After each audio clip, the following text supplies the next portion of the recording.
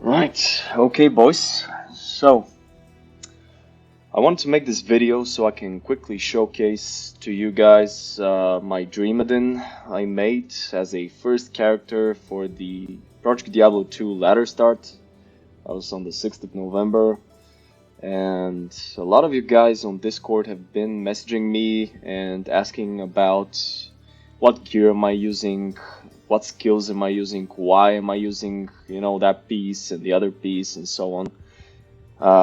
What are my stats, and where am I farming, etc. So I just wanted to make this quick little video so I can just tell you all these things and show you everything that I've done to make my character. Now, a quick disclaimer: this is simply my interpretation of what's best, what I enjoy the most, and what I think is the best way to build this classic build, which is, it was one of my favorite things to play in vanilla.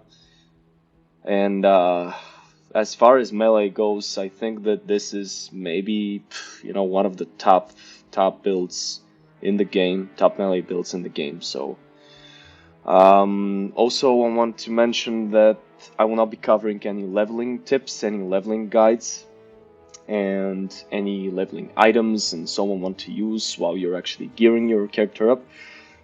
This video will showcase only the end game stuff, so I would assume that if you are watching this, you already have your two dream rune words, so the helm and the shield. So you actually need those two pieces. This is basically the only thing you need to actually start playing this build. Okay, so let's first take a look at my stats. So I'm level 90. I could be a little bit higher, but I've not been playing that much. These past couple of days have been quite busy, so yeah. The classics, strength and dex, as much as you need to actually wear your gear. So you'll see in the gear section we do wear a phase blade. So the phase blade requires 136 dexterity, and the highest strength piece I think we have is the Bone Visage helmet, which is like 106 strength or something like that. No points into energy, you don't need that, and everything rest dump into vitality.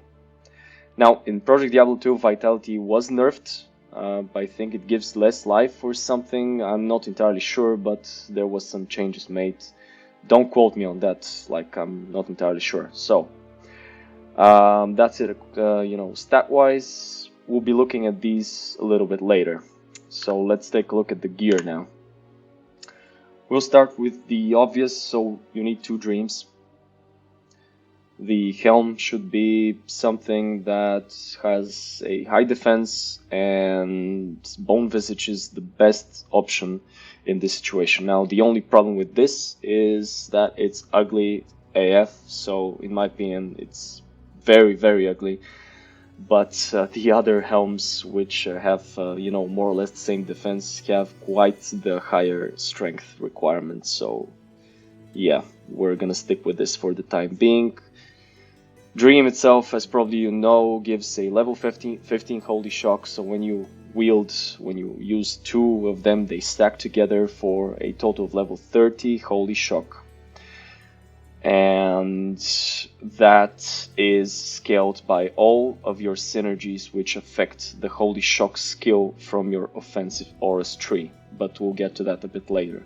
The other stats on this rune word is it gives FHR, it gives some defense, some vitality, maximum life. Here it gives like flat 50 life, and a bit of mana per level, and all resists, and MF. So it's actually quite a useful rune word.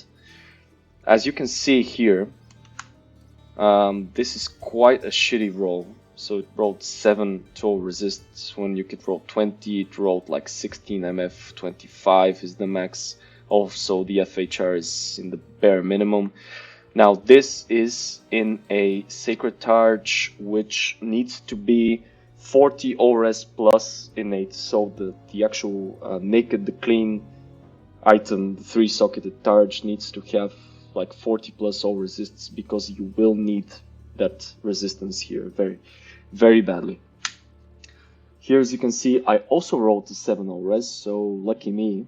Even worse MF and a bit more FHR. But at some point, I'll probably remake those. Right now, I don't actually have the currency because I'm completely broke. Now, I will cover the weapon last because that's the part which we need to talk about most. Standard Amulet High Lords, you need the attack speed to reach your breakpoints. It gives a bit more lightning damage in Project Diablo 2 and a bit less deadly strike per level. It's corrupted with 4 resists, so you know, it's just a nice bonus on 12 skills, standard stuff. Now, for the chest piece, you have a couple of options. I chose to go with Chains of Honor. I know this is, you know, quite expensive since it does require to get a burr rune. They are quite pricey at this point in the ladder. Basically, cheaper alternatives are the Duress Runeward. I used that probably until level 80 something. I just made this probably about, a week ago or something like that. Gives 2 all skills, damage to demons, damage to undead, life stolen per hit, strength, replenish life, all rest 65, this is very important, physical damage reduction, and 25 MF, very, very good stuff. So Chains of Honor, definitely one of my top recommendations. Now, there was, in Project Diablo 2, there was this point made that Guardian Angel with 3 open sockets is the actual best in slot gear piece, since it does give plus, I think, up to 6 to all maximum resistances, and it helps with your block, and all in all, you can just sock it with lightning facets and it will be pretty high defense and pretty high damage boost. But since I do need the 65 all resist, since my dreams are shit and I haven't actually min-maxed my charms yet, so currently I'm using this, but probably I will change it at a later stage to the Guardian Angel. Now, Drax, Dungos, and Gors, classic staple items for any melee character. In Project Diablo 2, Dracul's Grasp does not give life tap proc, it just gives 20 IAS, which is from one hand very nice, since we need 20 IAS less on other pieces, but on the other hand makes doing Ubers quite challenging. It is possible, but not very easy in this mod right now, so I'll explain that later. Dungo, they just have like, I don't know what they have, just lightning resist corruption, Gore's clean. Since you are doing a mix of lightning and physical damage, this helps with chunking down bosses. Crushing Blow is nerfed as well in PD2, but it still does a great job of just chunking the first half of the boss's HP. So, in terms of rings, Ravenfrost, a must-have. It has some shitty corruption as well, reduced curse duration. Actually, this is very rare. I think it was 5% chance or something like that. But to be honest, curses last so fucking long that this is completely or next to useless for me. Now, the other item, the other ring, is basically up to you what you want to use, depending on, your preference. Currently, for regular, farming and mapping, I do use a Dwarf Star because I get absorbed for all the 3 basic elements, with this being my last piece. So I have Lightning Absorb and Cold Absorb from the Ravenfrost, and Lightning Absorb from the weapon I'm wearing, which I'll show to you next. So other alternatives for this is a Wisp Projector, of course, but it's quite pricey right now. So for Ubers, definitely Wisp Projector, very, very useful. The other ring I can recommend is the one that gives 1 to 3 to all res and Oak Sage. I'm not quite sure the name, but you can check it on the wiki. Also very useful. You can corrupt it for some nice things like extra life leech and so on. Now, one thing I need to mention, with this setup you do not need a dual leech ring because you have mana leech on your weapon and you have a 10 10 life leech and another 8 on your chest, so you have an 18 life leech, which in my experience is enough. So let's get to the good part now. This is basically what I would consider to be probably the optimal endgame option for PT2 right now. I did test this, and basically up until level 88 or 89 I used a Crescent Moon Runeward and a Faceblade, which carried me through the whole game, so you definitely do not need this. You can use the Crescent Moon, here it is. Basically, all in all, a very nice runeward. It gives attack speed, damage, ITD, and a minus 35 to enemy lightning resistance, which is huge. Chance of open wounds, magic absorb, MPK, and pretty solid actually runeward. I would consider this the next best thing. But let's talk about the lightsaber here. So in PD2, lightsabers were slightly nerfed and slightly buffed, so the damage went up from 150 to 200 to 150 to 250. So this has I think a 231% damage roll, and it's socketed with a 15 IAS and a 39 enhanced damage jewel, which brings the total enhanced damage to 270. And right now I've got 2 lightning facets in it as well, so that increases the lightning damage and gives a very nice boost to your lightning skill damage in total. So this thing which you see here, which is called plus 10% to lightning skill damage, this part from the facet increases your lightning damage to your attacks from your aura, your actual tick damage from your aura, and all additional lightning damage you may have from charms and other parts of your gear. So this is called Elemental Mastery and basically acts the same way as the Sorceress's skills. So very nice, and it's a multiplier on your whole damage. So very good. Now the Lightning Pierce is also very nice, and this is actually taking effect after for example, if you are breaking an immunity, your conviction first brings down the monster resistance below 100, and after that this thing takes effect and pierces what's remaining of their resistance. So pretty good stuff. Now, one of the best mods on this sword though is the lightning absorb 10%. This has been nerfed. It was 25 I think previously, so right now it's 10, but to be honest this is extremely useful because it is a percentage absorb and not a flat absorb. So for very hard hitting attacks like Mephisto and so on, this is in my opinion like more effective than a T-Gods. Of course, if you want, you can use the T-Gods in addition to this, because T-Gods, it gives like plus 10 I think to max lightning resistance, so basically you'll be pretty much capped on the lightning absorb and the lightning resistance. Also the Wisp Projector, of course, as I mentioned previously. Now this is a novelty item. I think they're quite expensive right now.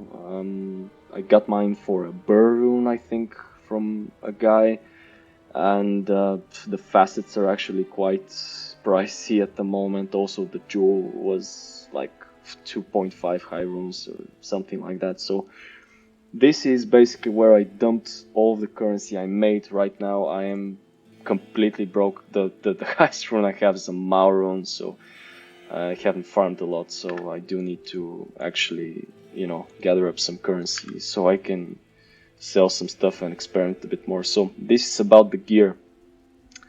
In terms of griefs and other stuff, you can use a grief, but I would consider this a suboptimal option since we are trying to scale the lightning damage from the Holy Shock, which is received from our 2 dreams, and the physical damage is simply an addition so we can, you know, leech and deal with lightning immunes that we cannot break. So I do consider this to be currently the best option. Of course, if you have some other ideas, you can let me know in the comments below. I'll be happy to, you know, read through them and discuss this with you guys. So the gear is out of the way. Let's talk about the skills. First, defensive auras. Resist lightning and salvation. You need to max these two because they are a synergy to holy shock. So the synergies from your skill tree work for the stacked level 30 holy shock, which is received from the two rune words. So very important, resist lightning and salvation. In PD2 there was one change to actually I think to most defensive auras, but specifically in our situation resist lightning gives for 20 hard points a maximum resist lightning percentage, so it gives some basically a 10% above your maximum cap, which is very, very useful to us, and especially to especially in Uber running. So very nice indeed. Salvation, as far as I know, doesn't give any passive bonuses. So next, offensive auras. Here you need to get 1 point into Might, Holy Fire, Thorns, Holy Freeze, Sanctuary. These are all prerequisites so you can get Conviction. Conviction needs to be absolutely maxed. And the next thing you will need to max is Blessed Aim. You would ask why. It is because it is also a synergy for Holy Shock in this patch. The good thing about Blessed Aim is that it gives a 10% attack rating bonus per base level. So very helpful indeed in the end game where you're facing very, very high defense monsters like Uber Mephisto, Uber Diablo, Bale, and so forth. So very nice. Now, I want to talk a little about Conviction because there's a lot of confusion on that you know, there are a lot of statements that this has been, you know, gimped, it has been nerfed to the ground, unusable, and so on. So this is not true. Conviction is very, very much very viable, and in my opinion even better than before, and I'll explain to you why. Now, in vanilla Diablo 2, and I think Path of Diablo as well, Conviction at level I think 25 gave a maximum of minus 150% to all elemental resistances and a minus of 90 something percent defense. So here, as we can see, this has been slightly nerfed. Even, you know, it looks like cut in more than half, but the values are not that scary, and I will explain why. Now, the defense, yes, there's you know, no point to be made about the defense. It is, you know, nerfed with about 25-30 points. That much is true. Don't have anything to say about that. But the resistances actually, in my opinion, are even more useful than before, the minus resistance from Conviction. In vanilla, Conviction, when breaking a monster's immunity, works at 1/5 of its effectiveness. So, to explain that in more simple terms, that means that it is working at 20%. So when you encounter an immune monster, in this situation lightning immunes, because we are tested in Holy Shock Dual Dreamer, we encounter a lightning immune, and let's say that lightning immune monster has 130% lightning resistance. I am giving this number because this is the highest number that you will see a lightning immune monster have in terms of lightning resistance, and this is the Mega Demon. I think it's in Act 4 or Act 5 as a guest monster, I'm not entirely sure, but yeah, 130 is the maximum lightning resistance that you will see on a normal mob, not unique, not super unique, not a boss or something like that, just a normal white mob, which is immune by default. So, with 150, 20% of 150 is exactly 30 points. So basically your 150 minus 150 resistance aura becomes minus 30 resistance when encountering a immune monster. And in this situation, you'll see that your maxed out Conviction level 25 would not break that monster's immunity, because 130 minus 30 becomes 100. It is still immune to your lightning damage. In Project Diablo 2, Senpai made it so that Conviction, its values have been very, highly nerfed, but Conviction, when breaking an immunity, works at 50% instead of 20.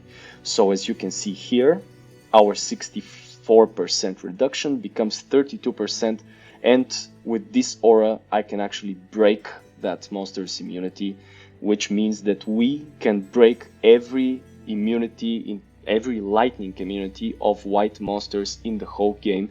So essentially we can farm absolutely the whole game with this build, which in my opinion at least makes it very, very enjoyable to me. I don't have to skip any areas, I don't have to, let my merc beat the shit out of something that is lightning immune and so on. So this is very good. Now, I would say that probably the optimal level for Conviction is about 26, since 62%. At level 26 it gives 62% minus resists, and when you cut that in half it becomes 31, so you still actually break that very, very high resistant and immune monster. Also, defense, of course, nothing to say about that. Makes you hit easier and lessens your strain on getting attack rating on your gear. So, combat skills, prerequisite for Zeo. We are Zealer, of course. I've put, I think, about three points here. Yeah. So I've got 3 points here, and then 1 in Vengeance and 1 in Joust. This is a very nice, it's teleport and an attack. You do need a target for this, so this is very, very useful, and I like that a lot. Smite, Charge, Conversion, Holy Shield. So some folks would say that you should max Holy Shield because of the block, etc. Now currently I'm at just 1 second. I'm at 66% chance to block. Now this is obviously not max block, but if you do want, you can max out Holy Shield. But in my opinion, I think that you should go Zeo and Holy Shield. Like you should, after you finish your synergies and your Conviction, you should just, put 1 point to Zeo 1 level and then another point to Holy Shield. In my opinion, at least I haven't noticed my survivability going down if I'm not max block, but if that's your thing, then you can obviously put more points to dexterity so you can reach max block, etc. PP to increase also your attack rating, and that's it. But I haven't felt the need for it, and then actually I do think of upping my attack rating through the Zeo, so I'm level 90, probably get a few more levels. After I put some points into Zeo, this would probably look like around 10k if I get some nice charms and so on. Speaking about charms, I forgot to show you my charms, so that's what we'll do now. Now currently I have 3 offensive aura killers. You do not need a third one, so you can just take that out. As you can see, we become level 26, the 62% I mentioned. At least this is with this gear, so with the High Lords, with the Chains of Honor, and etc. But currently, because I bought them in the beginning, I have 3 of them right now. The other ones are just attack rating, life, max damage, charms where I can get them, so this is actually pretty good. If it had a bit more attack rating, I think they go up to 70 something. Don't look at this range, this is, I don't think it's correct, but you could, you would wager that this is actually perfect in a way. Got a Geats for some MFing, and the other ones are just life, fire resist MF, life, poison resists, max damage, attack rating, life, MF, max damage, attack rating, lightning damage. So yeah, I need to change that probably. MF, 20 life, life. You get the idea.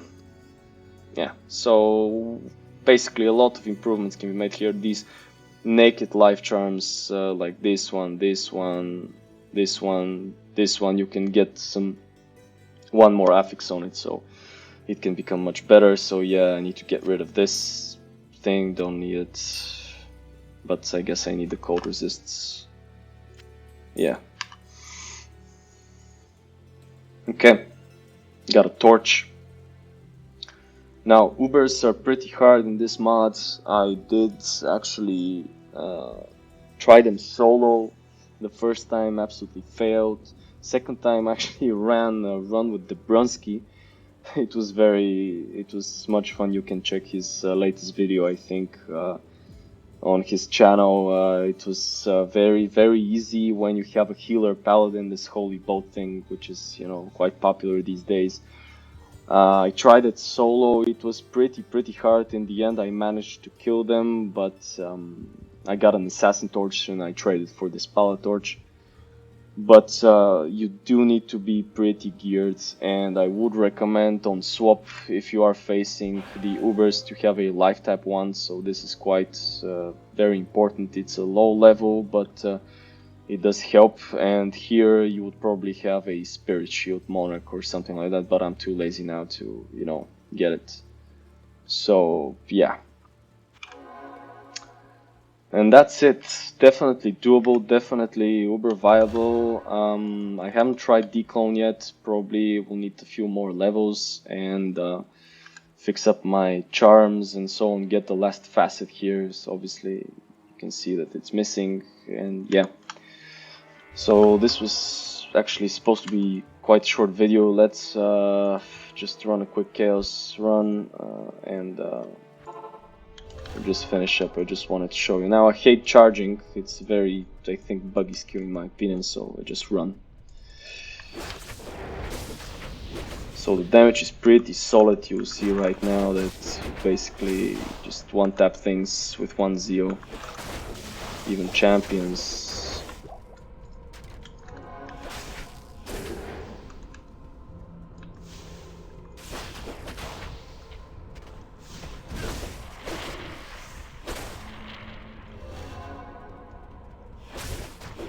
Yeah, Joust is very useful. You can aim at the edge of the screen and it teleports you like even further than a normal teleport. I don't know. But it's very a nice quality of life change.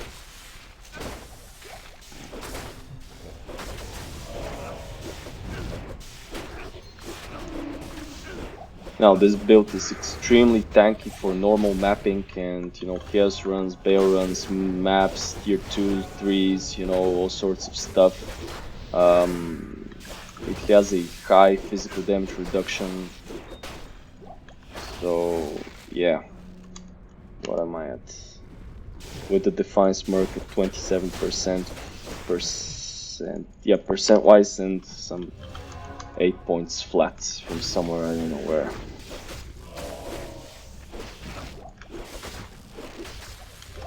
Okay, let's just skip that shit.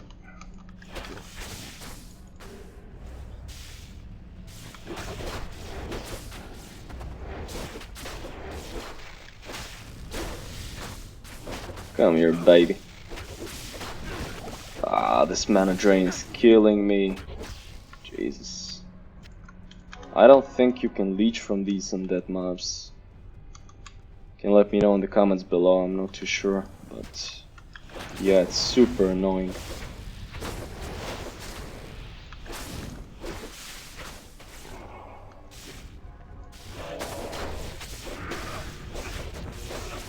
Okay, so this guy is basically immune to lightning because it spawned with lightning enchanted, and I think it was innately immune to lightning. So this thing has like, I don't know, 170, 180 lightning resist, so this you absolutely cannot break.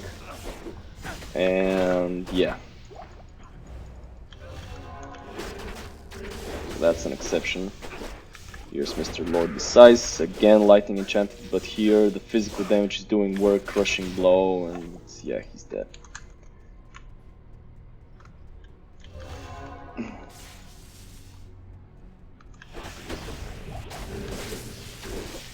But yeah, as you can see, very enjoyable build.